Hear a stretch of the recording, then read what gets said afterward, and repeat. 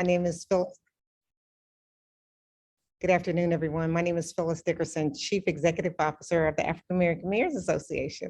Welcome to ALMA's Bipartisan Safer Communities Act briefing webinar.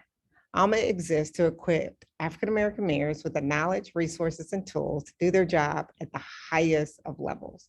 Today, we will explore how BSCA can help our cities and give you the information you need in order to take advantage of the federal funding opportunities. Today's webinar is brought to you in partnership with our Business Council member, Ice Miller, who has prepared this briefing especially for you, our member mayors.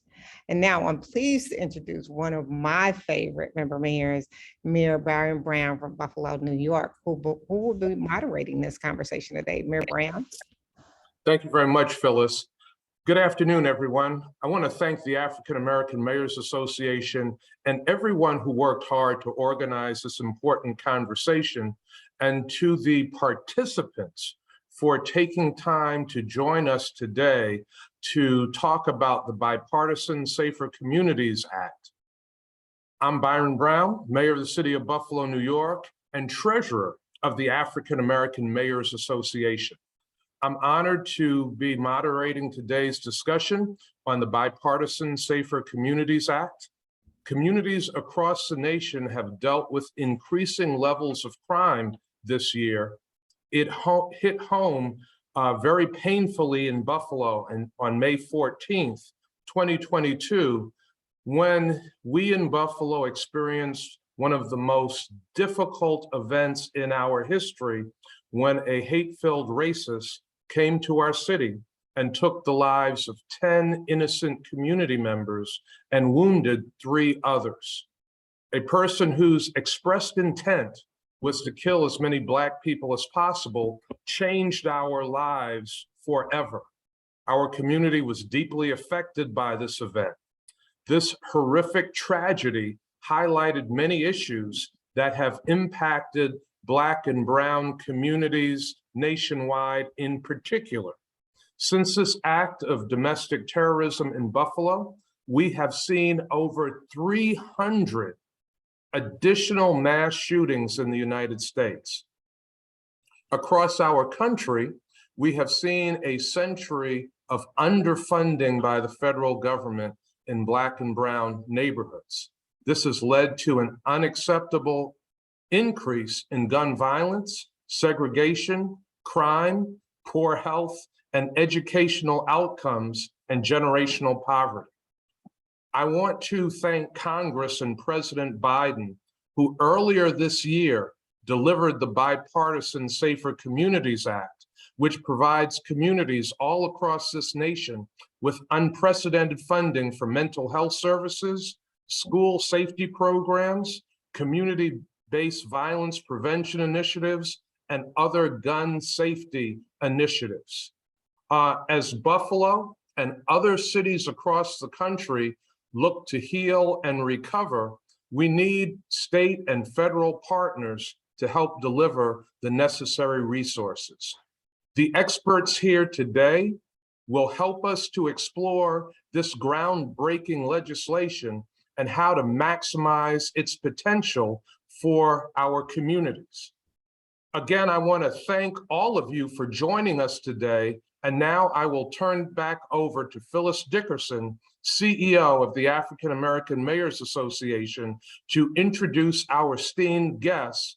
Thank you for to introduce our esteemed guests. Phyllis? Thank you so much, Mayor Brown. And I just want to take this time to welcome our guests joining us today from Department of Education and, of course, the Department of Health and Human Services. So first, let me introduce Kayla Patrick to you. She is a special assistant to the Office of Planning, Evaluation, and Policy and Development at the U.S. Department of Education. Prior to joining ED in February 2020, Ms. Patrick was a senior policy analyst at the Education Trust. Early in her career, Ms. Patrick was an Education Policy Fellow at the National Women's Law Center, an Education and Youth Development Fellow at the National Urban League, and a Teacher's Assistant at Ramp Charter Academy in Antioch, California. And also with us today is Brian Altman, is an acting director of the Office of Assistant Secretary for Mental Health and Substance Abuse. Housed within the U.S. Department of Health and Human Services, the Substance Abuse and Mental Health Administration is charged with improving the quality and availability of treatment and rehabilitative services in order to reduce illness, death, disability, and the cost to society resulting from substance abuse and mental health illness.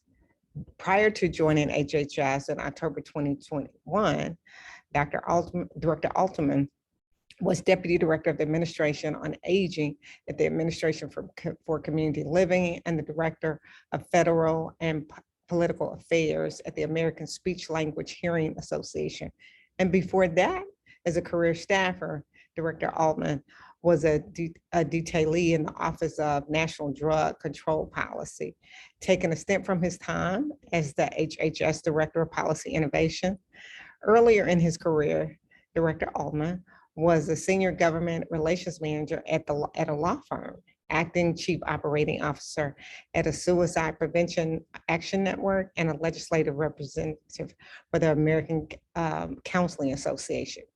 And so before we hear from our esteemed guests, we also want to take this time to pause and kind of set the tone for that. So the person doing this for us is part of our business council and a major player on our business council, which will be Jared Lodholt from Ice Miller. Jared? Yeah, Phyllis, thank you for having me, and Mayor Brown. Good to see you as always. And thank you to the panelists from the federal agencies that are helping making this legislation a reality. So the objective, I think, for today is to set the stage and help our mayors understand how to tap into what is, I think, a historic resource environment for an issue that is probably the top issue for every mayor in the country. And I know particularly for our member mayors of AMA. And so our team has worked with Phyllis's team just to give a high level interview and start to work closely or more closely with some of our agencies that are helping to actually get the dollars out of the door, which I think ultimately is what our cities want to know. How much is it? When can I get it? How soon can it get here?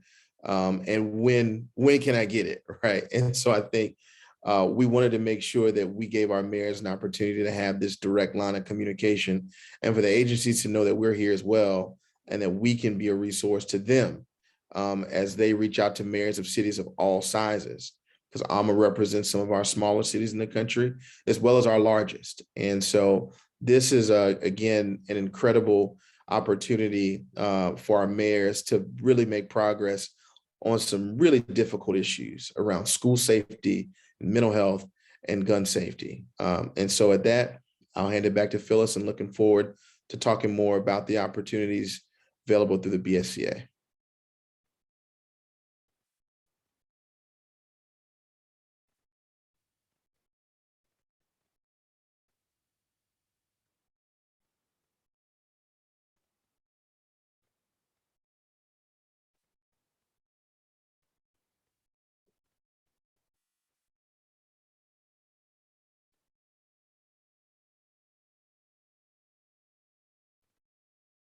So Jared, are you going to review the Bipartisan Safer Act and we can start the presentation?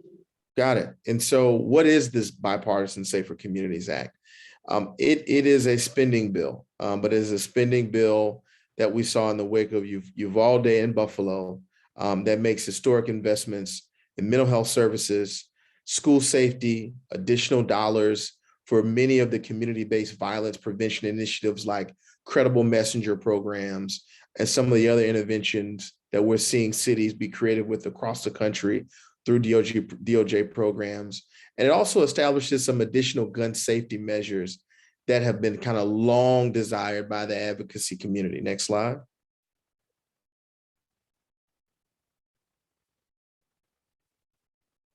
So what's in it?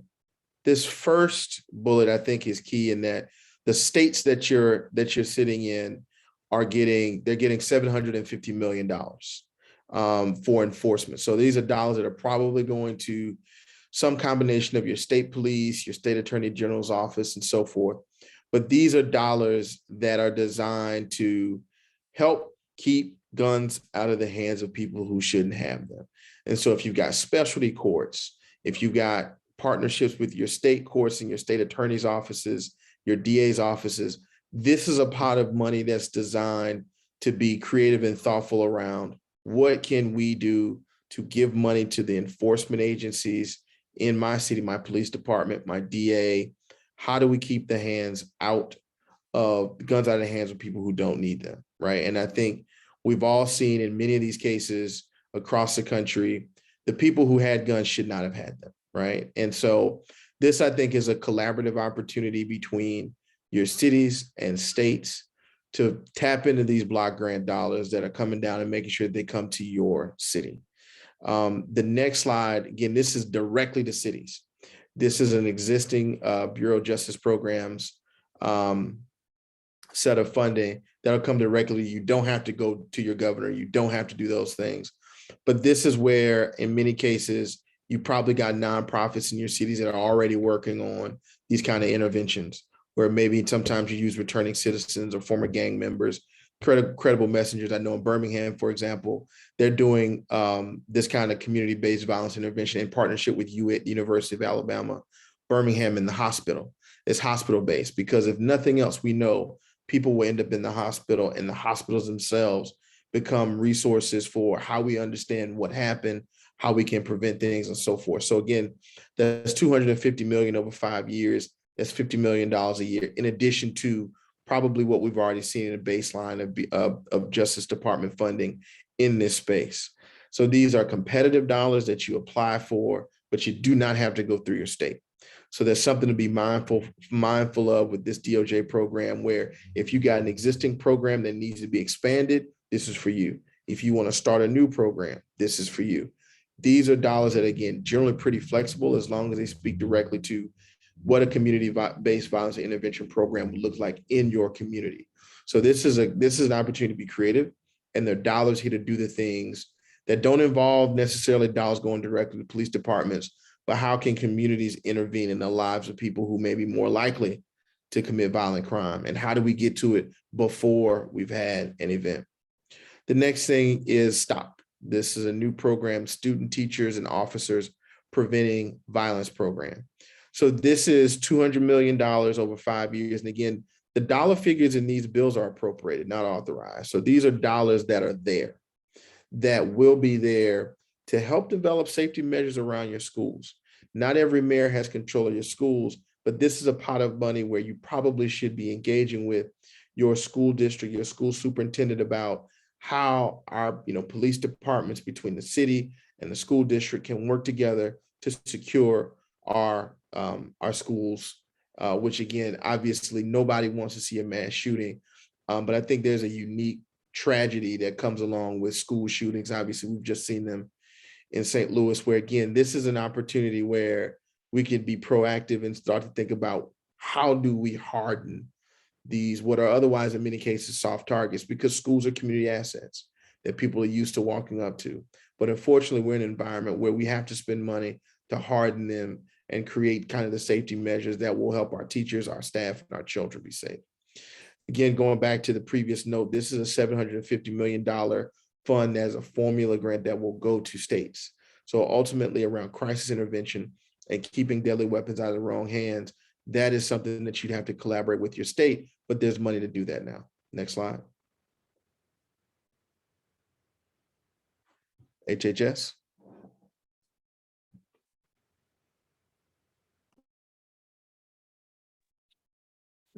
Thank you, Mayor Brown and Phyllis and Jared. I really appreciate being here. As was noted, I'm Brian Allman. I'm the acting director of the National Mental Health and Substance Use Policy Laboratory at the Substance Abuse and Mental Health Services Administration. We just call it the Policy Lab because commercial doesn't really ring off anyone's tongues. So, and I'm happy to be here with you all today and sort of provide you an overview of the I know everyone's been calling it BSCA. Sorry, I'm so used to calling it BISCA that I'm just going to call it BISCA. We're all talking about the same thing. Specifically in terms of the 800 million plus that came to SAMHSA and how that sort of lays out in terms of same types of categories that Jared just talked about, but for DOJ. So next slide, please. So SAMHSA and BISCA intersect in these particular ways with these different programs. So many of you may be familiar with some of these programs and some others less so. But in particular, the BISCA provided $800 million. And as Jared said, this is both authorized and appropriated through the bill. So the money has come to us. And so for our community mental health services block grant, we received $250 million over 4 years. And so we will be pushing out, that quarterly portion each year to our states via the formula that has been established through both statute and regulation each of the fiscal years. So we actually just sent the states their first allocation for FY22. It's a little confusing. The bill declared fiscal year 22, which normally ends on September 30th for the federal government, to somehow be extended to December 30th, so we could 31st, so we could get the money out the door this year. But so they're calling it FY22, but they're really letting us get it out by December 31st. But because the block grant is a formula-based block grant, and we were supplementing our current states that already and territories that received the block grant, we were able to get that first tranche of money out for FY22, October of 23, just a week or so ago. And that money is like all other mental health services block grant money, which can be used to provide treatment and recovery support services for individuals with serious mental illness and children with social emotional disturbances. And that money, some of it can be kept at the state, but most of it goes through community mental health centers and other county and city-based providers of mental health services. The next category is our National Child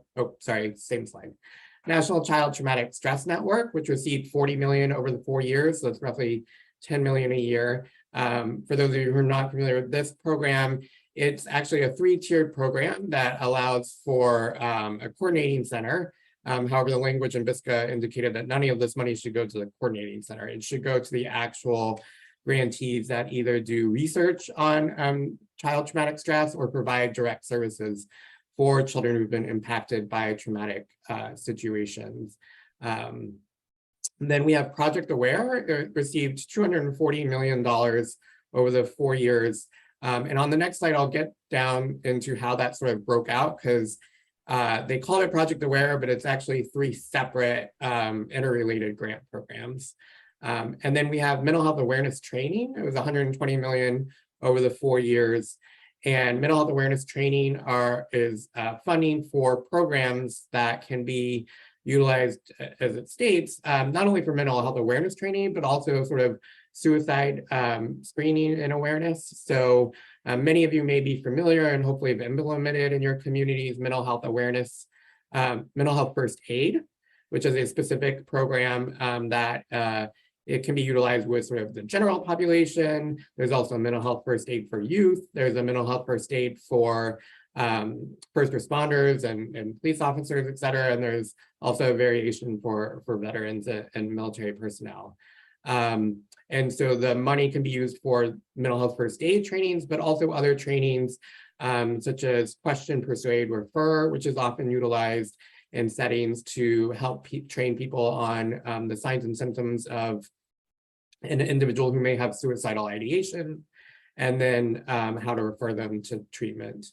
And then the last bucket was $150 million, which actually all has to be spent in this particular fiscal year of 22, related to the National Suicide Prevention Lifeline 988. So hopefully everybody knows that on July 16th, the 1-800-273-TALK National Suicide Prevention Lifeline transitioned to the easy to remember 988 3-digit code. And I know a lot of people know, because we just in the first month, we saw a 45% increase in calls, checks, and texts to that service. And so this $150 million, as I'll break out on the next slide, was split up into a variety of mechanisms to get that money out the door. And I have a note here about our certified community behavioral health clinic piece, which I'll get to on the last slide. So next slide. So Community Mental Health Services Block Grant, as I mentioned, it provides supplemental funding to our state mental health authorities using the existing formula. And we did get out that first FY22 money on October 17th. Our National Child Traumatic Stress Network, which I mentioned, those grants, this is a grant program that we have pretty much every year at SAMHSA. Congress loves it, we love it, we get money every year. And so very often what happens is we'll put out a notice of funding opportunity announcement in a particular grant year, and we will never have enough money to fund all of the qualified applicants.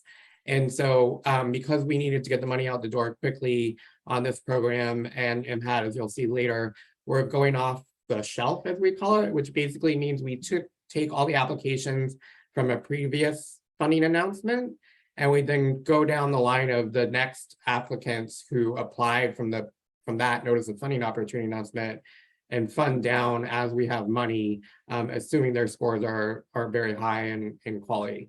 So we will be awarding those Child Traumatic Stress Network grants by the end of the year from a previous NOFO going down the funding line.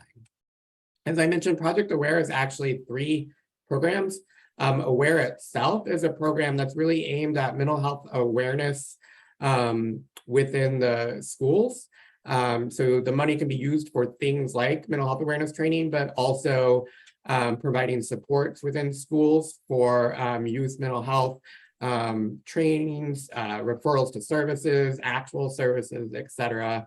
And those grants, this granting announcement was open not just to states, but to local education authorities and nonprofits and community-based organizations as well. Because of the timing of all this, as I said, all the money has to get out the door by December 31st. We did already put out that NOFO and it closed on October 13th. And we will be getting those grants out by the 31st.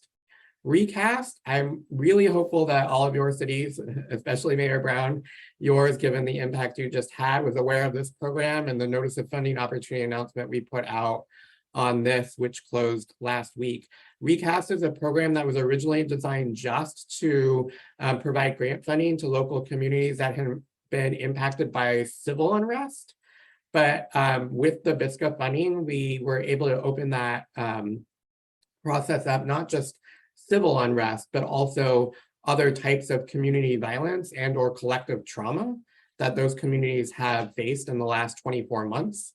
And so certainly I can't say who's going to win, but the types of places that have received it in the past are places such as Ferguson and the St. Louis community from that incident, Baltimore, Oakland, Flint, Michigan, and other localities. And so we did put out a new notice of funding opportunity announcement, which closed last week, and we'll be getting those funds out the door by the end of the year.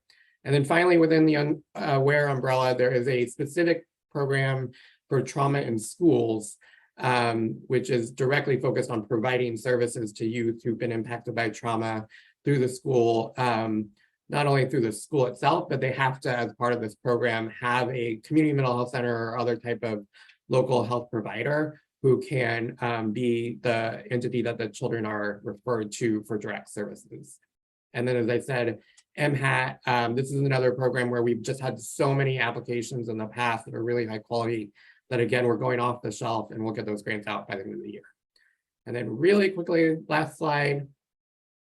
I don't want to miss the opportunity. While it is a state-based program, cities and communities should be highly engaged because many of you already have certified community behavioral health clinics in your localities. But this BISCA program expanded the existing Medicaid demonstration program to allow 10 new states to opt into that Medicaid demo every 2 years. If you're not familiar, this Medicaid demo allows for a higher prospective payment system payment rate for the services that are provided by the CCBHCs. And they get that because they have certain requirements. There's 9 different categories of services and timing and quality measures that they have to meet to get that higher prospective payment system under the PPS. Where does SAMHSA come in? SAMHSA comes in because just last week, as you can see, we announced in a press conference at the HHS headquarters with Secretary Becerra, Senator Stabenow, Senator Blunt, our Assistant Secretary at SAMHSA, Assistant Secretary Delphin Rittman, CMS Administrator Brooks LaShore, a clinical director of a CCBHC, and the Montgomery County, Maryland crisis support leader from the Community Police Department. To note that in order to get into this Medicaid demonstration program, each state has to participate in a planning grant process. And so SAMHSA provides those planning grants and helps manage those planning grants. So we did publish that planning grant notice of funding opportunity last week. So states apply, but they need community and CBO and certain clinical certified community behavioral clinic participation to make it all work. And then CCBHCs in your communities will benefit because they will participate in the Medicaid planning grant process, but then eventually in the Medicaid demo where they will receive higher reimbursement rates under Medicaid. So those are the SAMHSA VISCA programs and funding amounts. So I think I'm turning it over to Ms. Patrick from Department of Ed. Thank you. Thank you. Oh, thank you, Brian. I am really happy to talk to you all about this today. And I think it's a really important opportunity for schools and states across the country to really seize these important dollars that we have and really make changes in our education system. And so I'm going to talk about 3 large buckets of funding that the Department of Education is responsible for.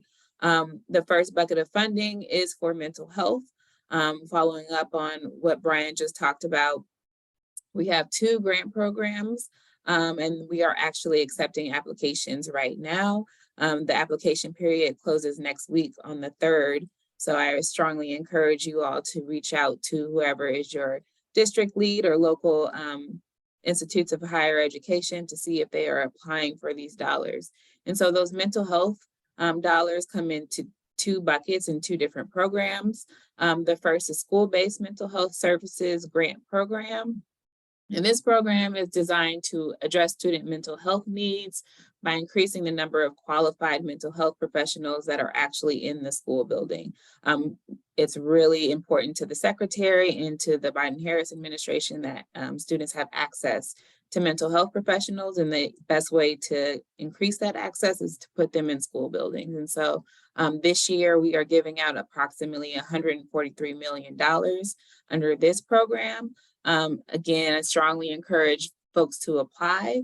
And then the second program is the Mental Health Services Professional Demonstration Grant Program. And this is a pipeline program. So this is designed to increase the mental health professionals in schools. We know that there is a shortage across the country. And so what we are encouraging here is for districts to work with institutes of higher education, community colleges, HBCUs, MSIs, to really create a pathway program for graduate students to gain the skills and the credentials to become mental health professionals in schools. And we're also requiring that once they gain those skills that they are placed into high need districts.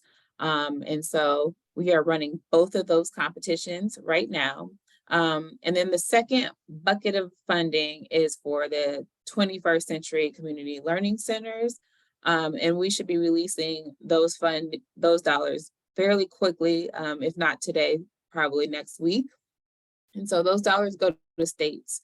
And the BISCA or BSEA, whatever we're calling it, requires that those dollars pay special attention to middle and high school students and really increasing engagement among those students. We know chronic absenteeism is a huge problem. It was a problem before the pandemic, but it was kind of exacerbated after the pandemic. And so really the intention there is to increase the relationships that students have with after school programs or programs designed to keep them engaged in schools. And so we're going to be sending those dollars to states. And then states will have to compete those dollars out into, I guess, after school programs or the nonprofits in their states. And so they will have some decisions to make about how to give those dollars out, but we're really encouraging a special attention to engagement for middle and high school students. And then the third bucket is one that is probably the most confusing. It is what we are calling the Stronger Connections Grants. This is $1 billion going out to states, or it already went out to states on September 15th. This $1 billion is going out via Title 4A, which is an ESEA program. And these dollars are designed typically, the states will have to design a competition for what they decide is a high need LEA. And so districts in every state are going to have to apply for the dollars to their state instead of to the federal government. So we released those dollars, and now it will be up for states to design a competition and then to give those dollars out. We expect them to start designing those competitions in the next few months if they haven't already. What we are really encouraging are a strong family and community engagement. So we hope states will be reaching out to folks like you all, to parents and to other community leaders to really think about how they can invest these dollars strategically, how they can design the competition, and then also how districts can use these funds to create positive and safe school climate environments for all students. And so we released a Dear Colleague letter in September that emphasized family and community engagement, implementing comprehensive and evidence-based strategies that meet the social emotional needs of students, as well as the mental health needs of students, but also create a safe school climate so we can make sure that students are safe and secure in school buildings and that parents feel safe dropping their students off there.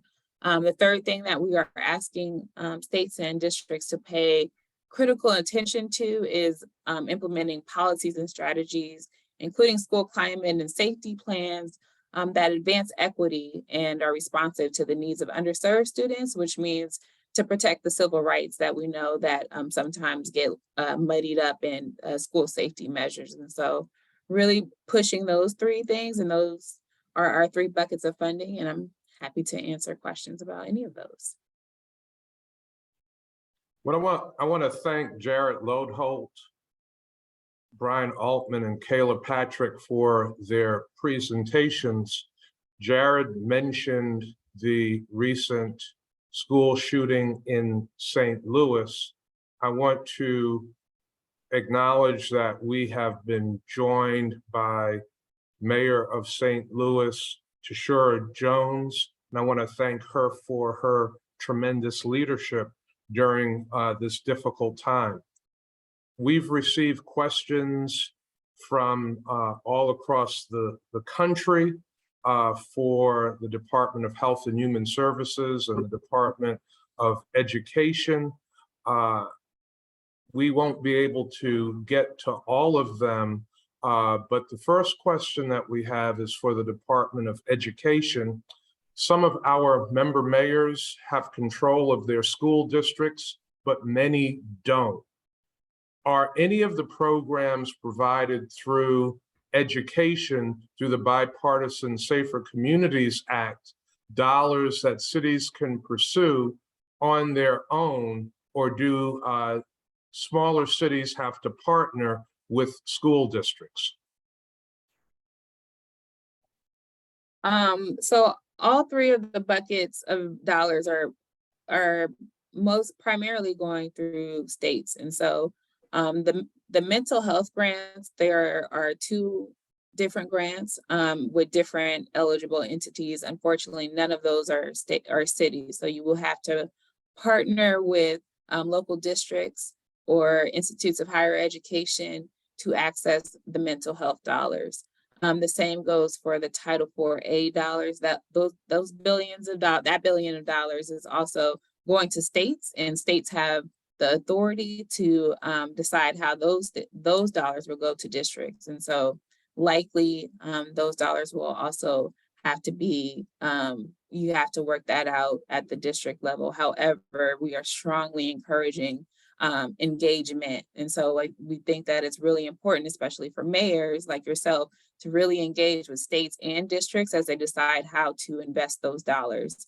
And then finally, for the 21st century, that also goes to states, and they will decide how to run those competitions as well. But nonprofits are typically another eligible entity for those dollars. And so you can work with nonprofits as well for those. Thank you very much. Our next question is for the Department of Health and Human Services.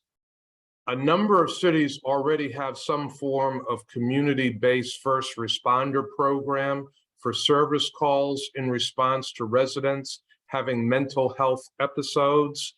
Is the $120 million only for new programs, or will it allow for existing programs to expand or be improved?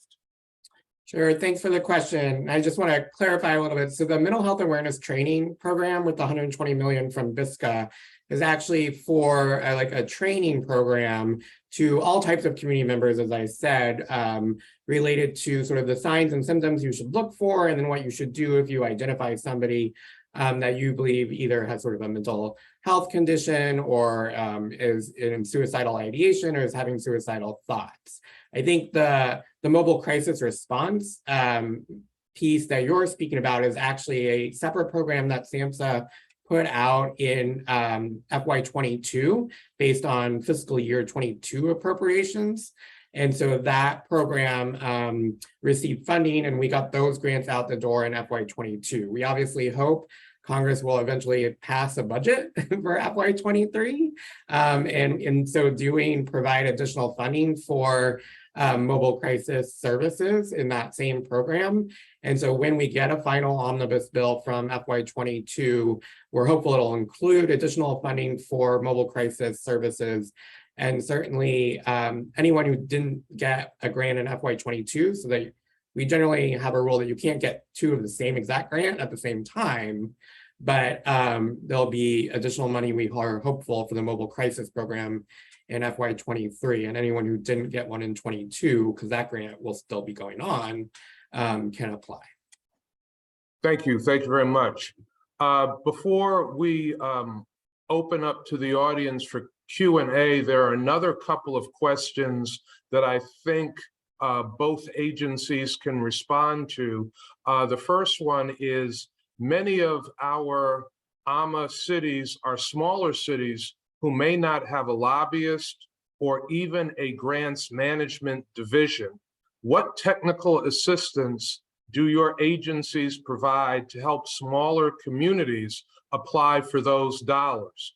And in the case of state block grants, what resources are available to support smaller cities tapping into those dollars that will flow through the states? So this is Brian, I'm happy to go first. So for the first part of the question, SAMHSA has multiple avenues for providing technical assistance related to applying for a grant. So we do have webinars that we host on a regular basis that we call How to Develop a Competitive Grant,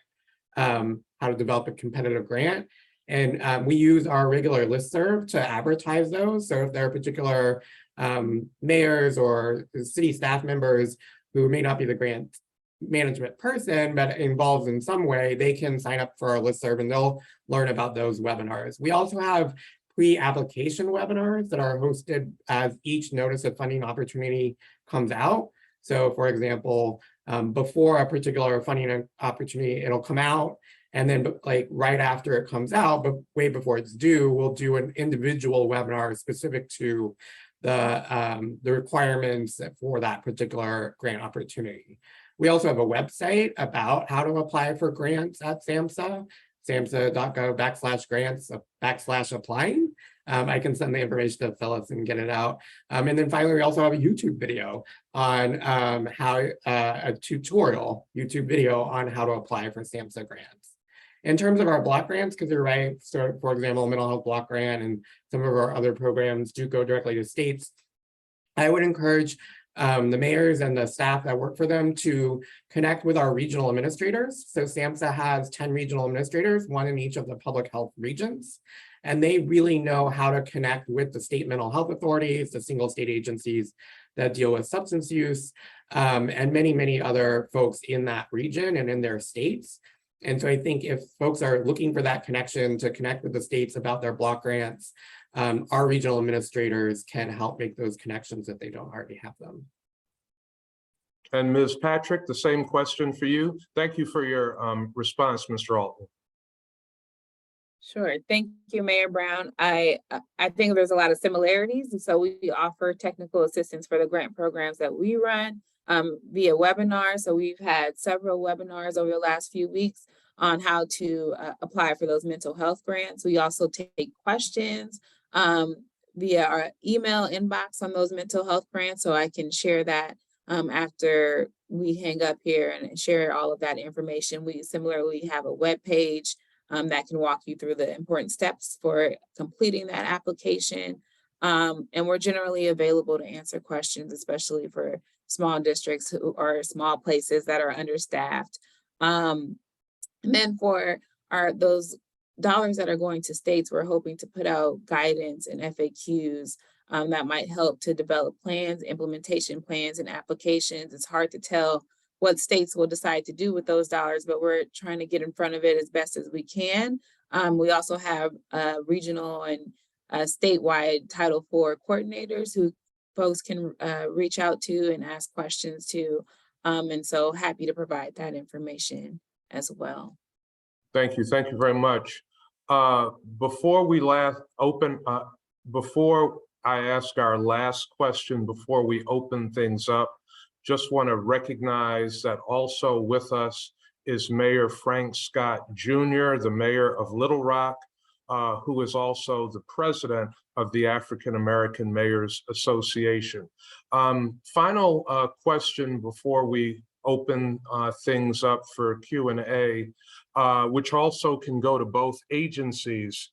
We are all reading the headlines about the elections in a few weeks.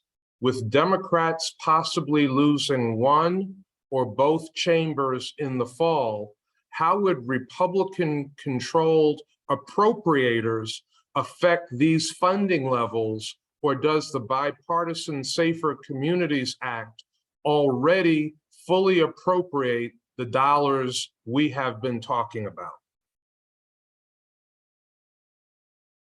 So I'll just say two things. First, as I think Jared mentioned in his presentation, the BISCA both authorized and appropriated these dollars.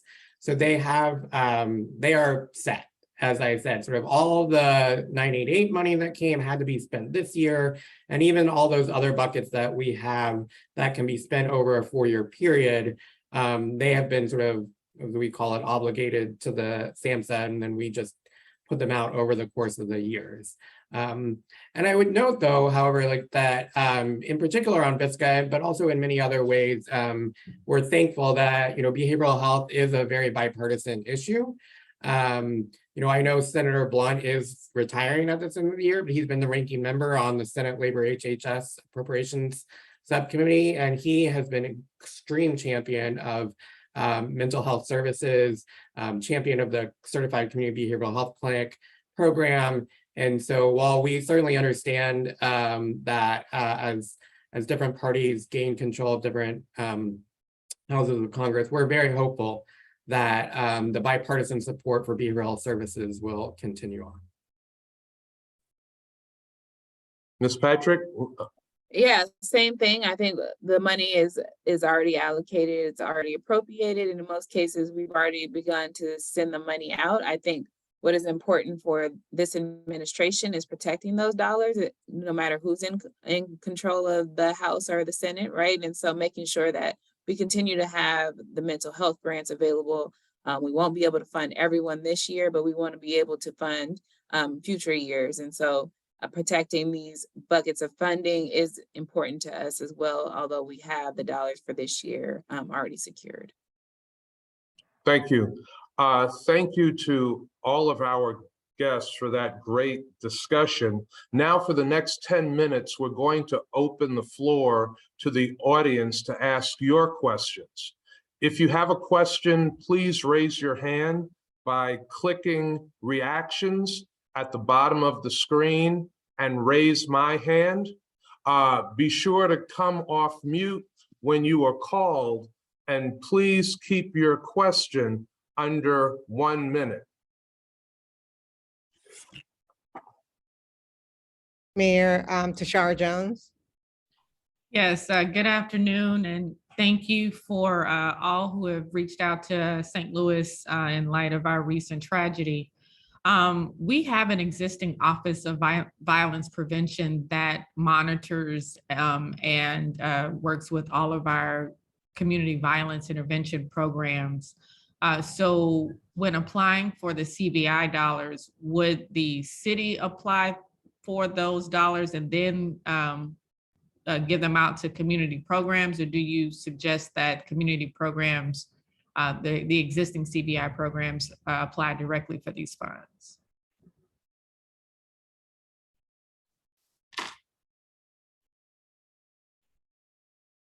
Is that a question for Brian?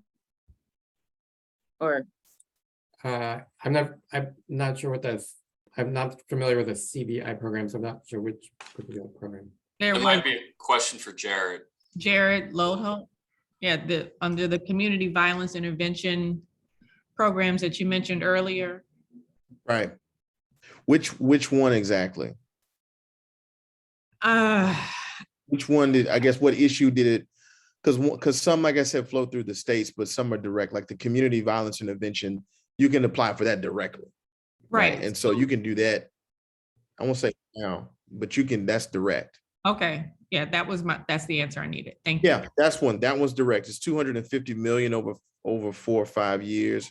But I think, and don't quote me on this, but I feel like the NOFO, even if it's not open today, the funding availability for that program was recently opened and closed. So you can look at the old one and prepare for the new one. So it's not, they don't change a lot. And so those are dollars that you can probably look at the previous awardees and develop your application and go and start to prepare for when the NOFO opens up. I always advise cities never to wait. Like the information doesn't really change.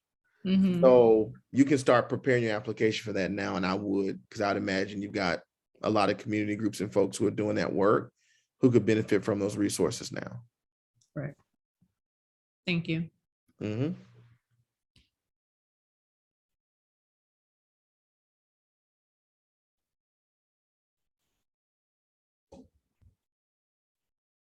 Mayor Scott, are you still on?